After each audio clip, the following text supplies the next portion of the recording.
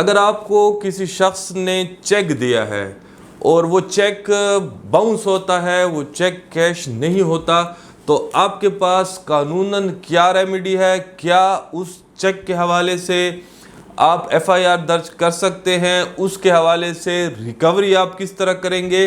और अगर आपको वो चेक दिए हुए कई साल हो गए हैं, अब क्या उस चेक के खिलाफ कई सालों बाद भी एफआईआर हो सकती है या नहीं हो सकती? अगर वो चेक सिक्योरिटी के हवाले से है तो क्या वो सिक्योरिटी या जमानत के हवाले से चेक दिया हुआ चेक के खिलाफ भी एफआईआर हो सकती है? क्या ऐसा चेक भी आप रिकवर करा सकते हैं, उसकी पेमेंट कोर्ट से रिकवर करा सकते हैं या नहीं? आज की वीडियो इस हवाले से है।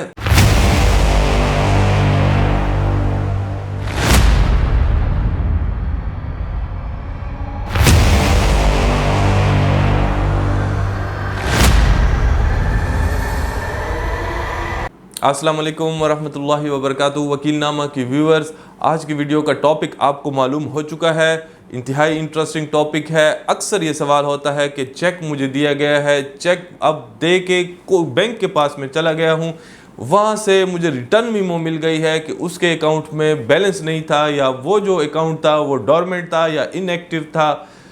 इस किस्म के सवालात बहुत आते हैं हमारे तरफ, हम उनका जवाब देते हैं। ज़रूरी समझा कि आपको एक वीडियो बना के दें ताकि तमाम लोगों की रहनुमाई हो। वीडियो को एंड तक देखें, लेकिन अगर आप हमारे चैनल पे नए हैं तो सुर्ख बटन को ज़रूर प्रेस करें, चैनल को सब्सक्राइब करें। चलिए शुरू करते हैं।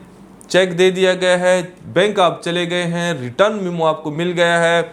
ये याद रखें कि जिस तारीख का वो चेक आपको दिया गया है, पहली जो शर्त है आपके पास, जो इम्पॉर्टेंट एस्पेक्ट है इस केस का, जो ज़रूरी है आपने करना, वो ये है कि चेक के मिलने के 6 माह के अंदर, यानी चेक जिस तारीख का है, चेक के ऊपर जो तारीख लिखी है, उस तारीख से 6 माह के अंदर आपने उसको बैंक में प्रेजेंट करना है। और वहाँ से या तो चेक को कैश कराना है, और अगर कैश नहीं होता तो चेक बैंक से उसका रिटर्न मेमो लेना है। वो क्या वजह है जिसकी वजह से चेक आपको बैंक वाले वापस कर रहे हैं, तो ये याद रखें, ये ज़रूरी है। 6 माह का टाइम आप याद रखें कि जो तारीख चेक के ऊपर दर्ज है उसके 6 माह के अंदर ये कार्रवाई आपने करनी है। अगर 6 माह से ज़ायद हो गया तो इस चेक के हवाले से आप एफआईआर जो है 489F जिसको कहते हैं पाकिस्तान पिनल कोड का, ताज़ीरात पाकिस्तान का, उसके नीचे आप एफआईआर दर्ज नहीं कर सकते।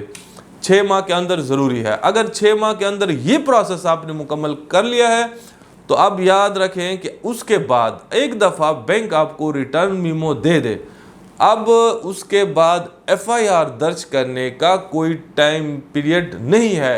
आप उसके कल परसों भी दर्ज कर सकते हैं, उसी दिन भी दर्ज कर सकते हैं, और 10 साल बाद भी दर्ज कर सकते हैं। एफआईआर की इंदराज अब आप पे उसकी टाइम पीरियड का इतलाक नहीं होता। एक दफ़ा बैंक से रिटर्न मेमो मिल गई है, 6 माह के अंदर आपने ये प्रोसेस मुकम्मल की है, अब आप पुलिस के पास 10 साल बाद भी जा सकते हैं, 10 मिनट के बाद भी जा सकते हैं। ये आपके की सवाबदीद और आपकी स्वीट विल पे दारोमदार है इसका। अब हम आते हैं वीडियो के दूसरे स्टेप के ऊपर कि एफआईआर चाक करने का प्रोसीजर फिर क्या होगा। हमारे पास सेक्शन है ताज़ीरात पाकिस्तान का 489F। अब 489F के नीचे आप वो चेक लेके उसकी कॉपी लगा के, और साथ में जो बैंक ने आपको रिटर्न मेमो दी है उसकी कॉपी लगा के आप एक दरख्वास्त लिख के एसएचओ साहब को या डीपीओ साहब को देंगे, जिसमें चंद ज़रूरी चीज़ों का इंतहाई ख्याल रखना है।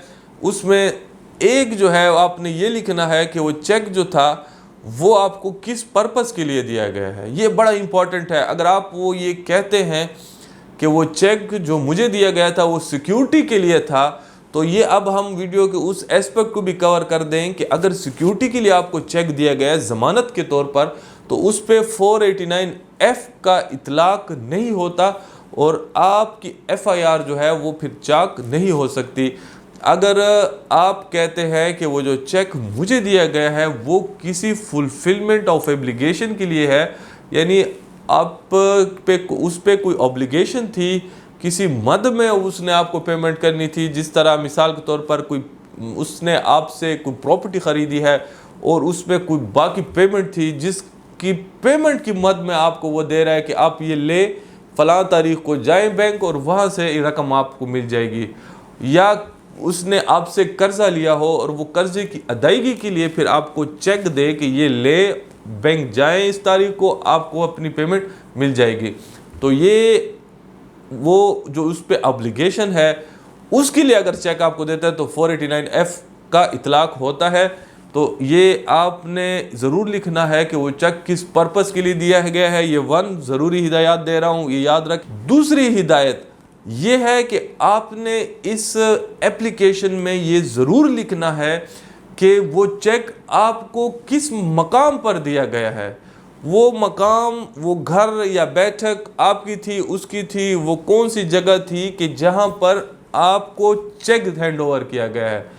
और तीसरी जो इसकी ज़रूरत है वो ये है कि आपने ये भी लिखना है कि वो चेक जिस दिन आपको दिया गया, जिस मकाम पर दिया गया, वो तारीख़ कौन सी थी और वो वक्त कौन सा था। यानी तारीख़ का लिखा जाना ज़रूरी है कि फ़लाँ तारीख़ को ये चेक मुझे दिया गया था और फ़लाँ तारीख़ को ये वक्त था। इन तीनों चीज़ों का ज़रूर आपने ख्याल करना है कि टाइम, डेट और प्लेस, मकाम, दिन और वक्त, ये तीनों आपका उस दरख्वास्त में मौजूद होना ज़रूरी है। फिर जो चौथी चीज़ है वो उसमें होना चाहिए, वो ये है क्योंकि आपका जो शवाहिद है वो बड़ी इम्पॉर्टेंट अहमियत रखती हैं हमारी कानून में।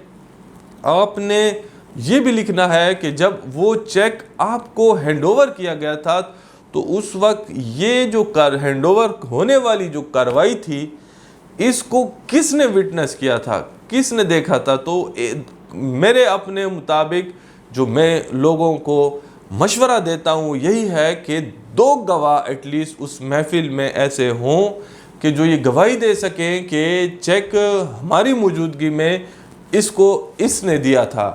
तो ये ज़रूरी है। ये आप ये 4 चीज़ें जो हैं ये लिख लें कि जब भी आप FIR काटने जाएंगे, दरख्वास्त SHO साहब को या DPO साहब को देंगे तो ये 4 चीज़ें उसमें मेंशन करना है आपने।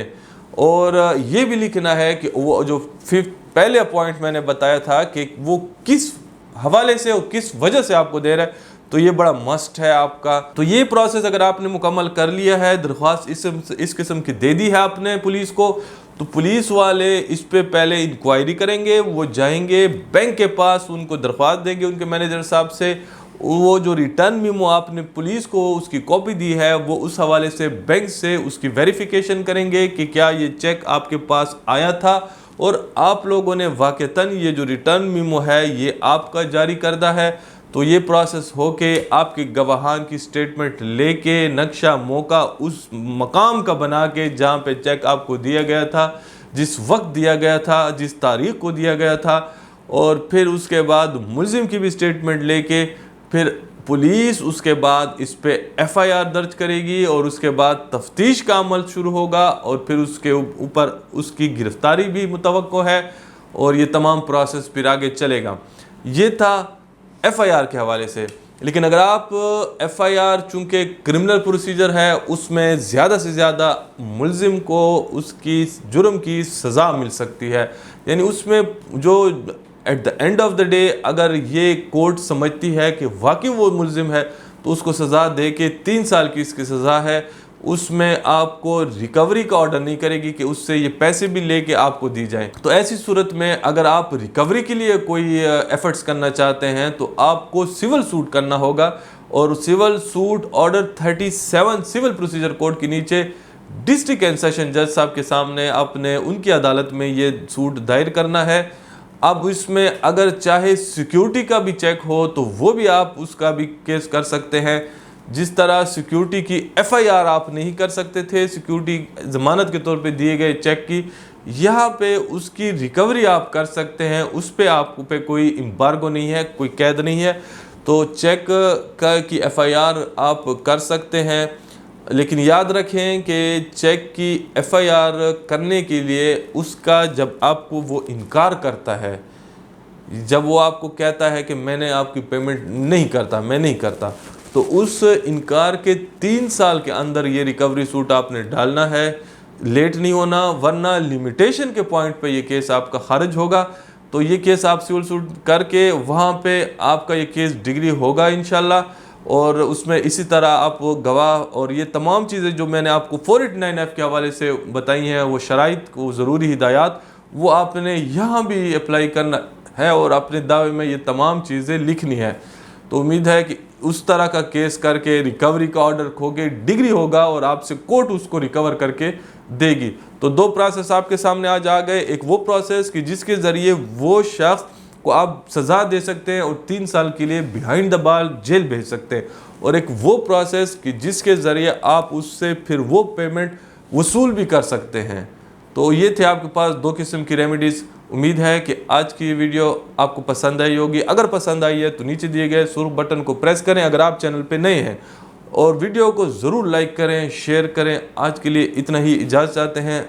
अल्लाह हाफिज़। पाकिस्तान जिंदाबाद।